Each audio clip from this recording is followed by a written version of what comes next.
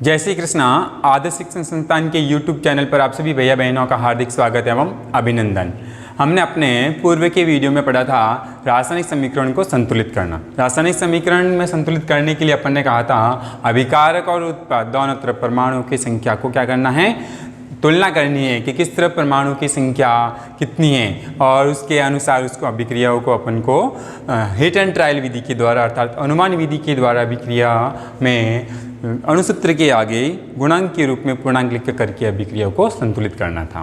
इस प्रकार से और हमने कुछ एग्जाम्पल भी लिए थे रासायनिक अभिक्रियाओं को संतुलित करने के आधार पर। फिर अपन ने, आपको याद हो तो पता था कि जब अभिक्रिया संतुलित नहीं होती है उस असंतुलित रासायनिक समीकरण को अपन क्या बोलते हैं, उसको हम बोलते हैं कंकाली समीकरण। ठीक है, आज हम पढ़ेंगे रासायनिक समीकरण की कुछ भौतिक अवस्थाओं के बारे में और रासायनिक समीकरण के नीचे हमने उसकी भौतिक अवस्था लिख देते हैं तो पता चलता है कि रासायनिक अभिक्रिया में पूर्ण रूप से अपने को जानकारी मिल गई है। तो आज का हमारा टॉपिक है रासायनिक समीकरण की भौतिक अवस्था।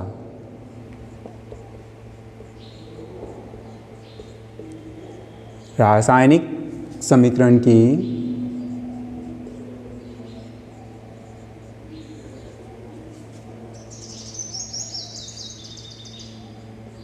भौतिक अवस्था।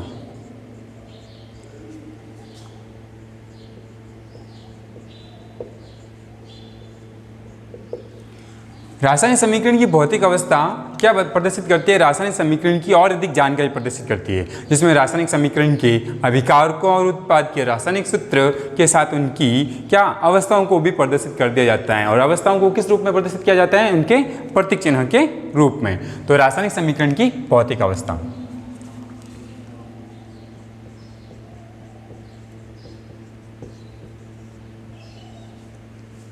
रासायनिक समीकरण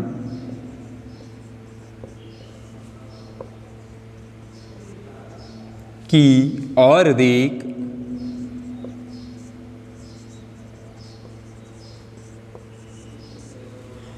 जानकारी के लिए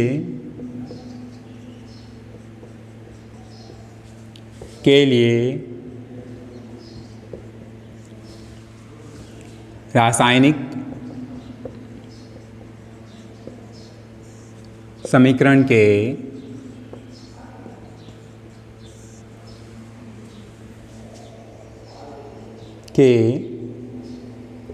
अभिकारकों व उत्पाद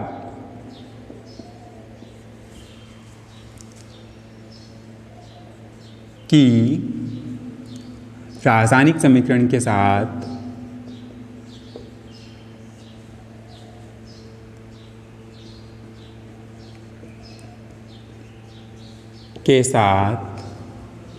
रासायनिक सूत्र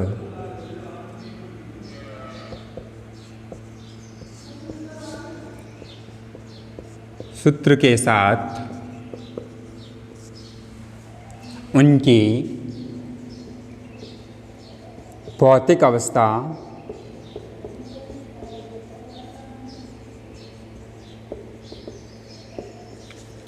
को प्रदर्शित किया जा सकता है।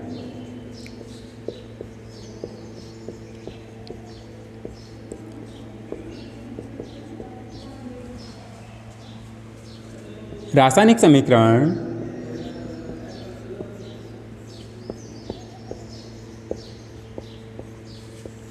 में अभिकारकों एवं उत्पादों की भौतिक अवस्था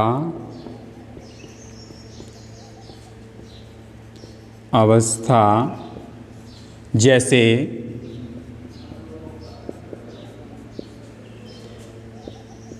गैस, द्रव, जलीय विलयन तथा ठोस आदि के क्रमशः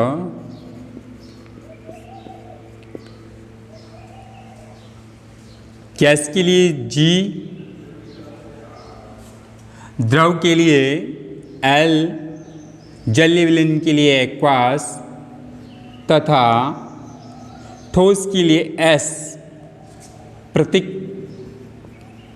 चिन्हों को रासायनिक समीकरण के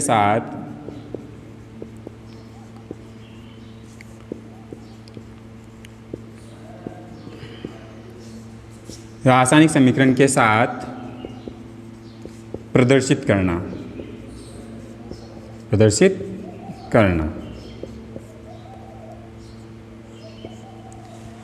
ठीक है, तो रासायनिक समीकरण की भौतिक अवस्था में क्या होगा, रासायनिक समीकरण जो अपन लिखते हैं उसमें उनके अभिकारकों और उत्पादों की और अधिक जानकारी के लिए रासायनिक समीकरण के उत्पाद और अभिकारकों में रासायनिक समीकरण के साथ उनके रासायनिक सूत्र के साथ या उनके नीचे अपन क्या लिख देते हैं, अवस्थाओं को प्रदर्शित कर देते हैं। अवस्था आपको बताया था, हमने 9वीं कक्षा में पढ़ा था, पदार्थ की टोटल 3 अवस्थाएं होती हैं, ठोस, द्रव, गैस, और एक अपन और लेते हैं जलीय विलयन, अर्थात जिसे अपन कहते हैं एक्वास। ठीक है, तो उनके प्रतीक चिन्हों को उनके साथ प्रदर्शित कर देना, जिससे कि अपने को रासायनिक समीकरण की और अधिक जानकारी, महत्वपूर्ण जानकारी पता चल जाएगी कि रासायनिक अभिक्रिया है उसकी अवस्थाएं क्या हैं। अब हम लेते हैं कुछ एग्जाम्पल, जिससे कि हम उसकी रासायनिक अभिक्रियाओं को और यथार्थपूर्ण जानकारी प्राप्त कर पाएंगे और उसके उस एग्जाम्पल अर्थात उनकी अवस्थाओं को हम कहाँ लिखते हैं उसके बारे में पता चल जाएगा। तो रासायनिक समीकरण की भौतिक अवस्थाओं के कुछ उदाहरण नंबर हम 1 लेते हैं। आयरन की अभिक्रिया करवाते हैं हम H2O, जिससे कि उत्पाद के तौर पे मिलेगा अपने को Fe3O4 अर्थात फेरिक ऑक्साइड, और साथ में मिलेगी हाइड्रोजन गैस। वैसे अपन ने रासायनिक समीकरण पढ़ा था, उसमें ये भी पढ़ा था कि जो अभिक्रिया संतुलित नहीं होती है उस अभिक्रिया को हम क्या बोलते हैं, हाँ, कंकाली रासायनिक समीकरण। ये कंकाली रासायनिक समीकरण है। हमने इसको संतुलित भी करना है और उसके बाद इसकी अवस्थाओं को भी लिखना है। पहले हम इस अभिक्रिया को क्या कर लेते हैं, संतुलित कर लेते हैं। तो अभिक्रिया को संतुलित करने की जो विधि थी उसका नाम बताइए, हाँ, हीट एंड ट्रायल विधि या फिर अनुमान विधि। तो पहले हम इस अभिक्रिया को क्या कर लेते हैं, संतुलित कर लेते हैं। तो हमने बताया था कि अभिकारकों और उत्पाद दोनों की तरफ अपने को क्या करनी है, परमाणुओं की तुलना करनी है, किस तरफ कितना है। तो अगर हम देखते हैं तो उत्पाद में आयरन हम देखते हैं कितना है, 3 है, और अभिकारक में आयरन कितना है, 1 है। तो इसको संतुलित करने के लिए अपने क्या करेंगे, हाँ, आयरन के आगे गुणांक के रूप में पूर्णांक हम क्या लगा देंगे, 3, जिससे आयरन यहाँ 3 हो गया और उत्पाद में भी आयरन 3 हो गया। अब हम दूसरा देखते हैं ऑक्सीजन। यहाँ देखिए ऑक्सीजन कितना है, 4, और उधर हमारा देखते हैं ऑक्सीजन कितना है, 1 है। तो इस ऑक्सीजन को 4 करने के लिए हम क्या करेंगे, यस, गुणांक के रूप में पूर्णांक हम यहाँ क्या लगा देंगे, 4। जैसे हम गुणांक के रूप में पूर्णांक ऑक्सीजन 4 करते हैं, इधर भी ऑक्सीजन 4 हो गया। अब देखिए यहाँ हाइड्रोजन कितने हो गए, 2 चौक 8। तो इधर हाइड्रोजन को 8 करने के लिए क्या करेंगे, हम गुणांक के रूप में पूर्णांक क्या लगा देंगे, 4। तो इस प्रकार से ये अभी हमारी समीकरण कैसी हो गई है, संतुलित रासायनिक समीकरण।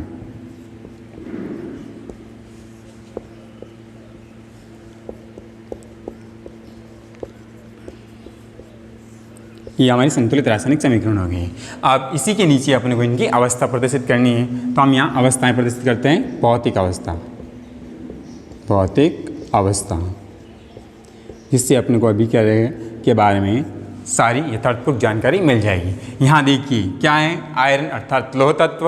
लोह तत्व कैसा होता है, लोह एक धातु होता है, धातु कैसा होता है, यहाँ पे ठोस। तो ठोस के लिए सिंबल क्या होता है, प्रतीक S, सॉलिड। ठीक है। दूसरा यहाँ H2O है, ये H2O द्रव के रूप में नहीं है, यहाँ पे H2O भाप के रूप में है, जल वाष्प के रूप में है। तो इसकी जो अवस्था होती है, गैसीय अवस्था होती है भाप, तो इसका हम सिंबल क्या लिखेंगे, G। क्या हो जाएगा, G। अब तीर के निशान के इस तरफ जो उत्पाद है उनकी अवस्थाएं देखिए, Fe3O4, ये जंग होती है, और जंग का फॉर्मूला क्या होता है आपको पता हो तो, ठोस होता है, इसकी अवस्था क्या आ जाएगी, S। अब देखिए क्या है, हाइड्रोजन गैस। हाइड्रोजन गैस है तो गैस का सिंबल क्या होगा, G।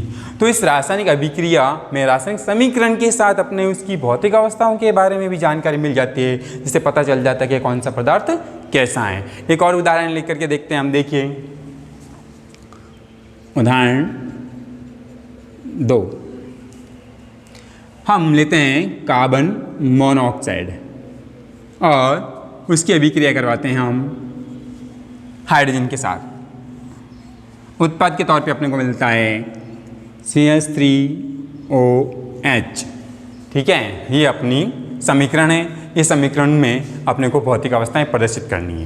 कार्बन मोनोऑक्साइड गैस होती है तो इसकी अवस्था क्या हो जाएगी, G। फिर यहाँ पे हाइड्रोजन गैस है तो हाइड्रोजन गैस है इसलिए इसकी जो अवस्था होगी वो G लिख देंगे प्रतीक चिन्ह के रूप में। इधर देखिए क्या है हमारे पास, मेथेनॉल। ये जो मेथेनॉल होता है ये हमारा लिक्विड होता है तो इसकी भौतिक अवस्था क्या हो जाएगी यहाँ पे L। तो हमने रासायनिक समीकरण के साथ उसकी भौतिक अवस्थाओं के रूप में भी प्रदर्शित कर दिया है। एक और उदाहरण लेकर के देखते हैं हम। उदाहरण संख्या 3। देखिए हम यहाँ ले लेते हैं हाइड्रोजन गैस और साथ ही लेते हैं ऑक्सीजन गैस। दोनों अभिक्रिया के फलस्वरूप जल का निर्माण करते हैं। सही है। अब हम इनको इनकी भौतिक अवस्थाओं के साथ प्रदर्शित करना है। हाइड्रोजन गैस होती है तो इसका सिंबल क्या हो जाएगा, G। ऐसी ऑक्सीजन गैस होती है इसका सिंबल क्या हो जाएगा, G। यहाँ जल क्या है, लिक्विड होता है इसलिए इसका सिंबल क्या हो जाएगा, L। एक और महत्वपूर्ण उदाहरण है, काफ़ी बड़ी अभिक्रिया है, देखते हैं क्या है। किसी भी रासायनिक अभिक्रिया में अगर अपने को उत्प्रेरक लिखना होता है ताप और दाब, तो रासायनिक अभिक्रिया में उत्प्रेरक को तीर के निशान के ऊपर या उसके नीचे लिखा जाता है। तो ये अभिक्रिया उससे संबंधित है, उत्प्रेरक के संबंध। तो हम अभिक्रिया लेते हैं 4। देखिए कार्बन डाइऑक्साइड, उसकी अभिक्रिया होती है जल H2O के साथ, बनता है C6H12O6 plus O2 plus H2। आपको पता ही होगा ये प्रकाश संश्लेषण अभिक्रिया है, अर्थात पेड़ पौधे सूर्य के प्रकाश की उपस्थिति में जो अभिक्रिया करते हैं वो प्रकाश संश्लेषण की अभिक्रिया है। तो यहाँ पे तीर के निशान के ऊपर हम क्या लिखेंगे, सूर्य का प्रकाश।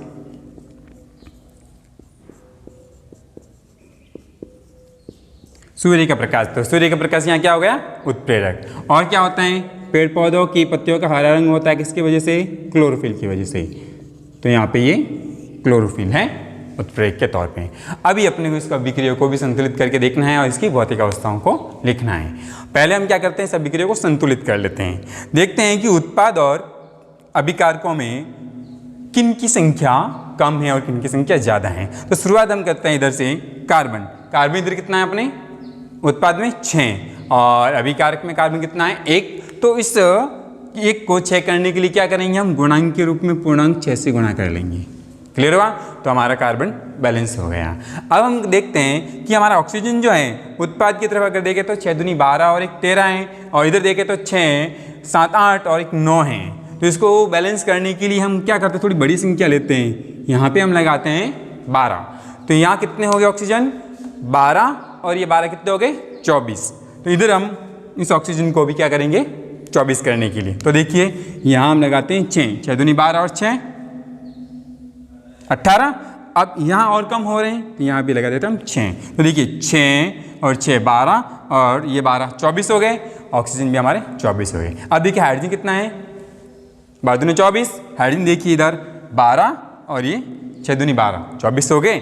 तो ये हमारी अभिक्रिया क्या हो गई, अब संतुलित हो गई है। अब इस अभिक्रिया में अपने को इनकी अवस्था लिखनी है। यहाँ पे कार्बन डाइऑक्साइड जो है एक्वास होता है, जलीय विलीन के रूप में होता है।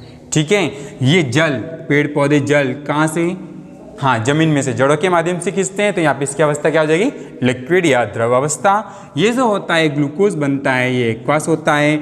ऑक्सीजन गैस होती है और ये एक्वास के रूप में होता है।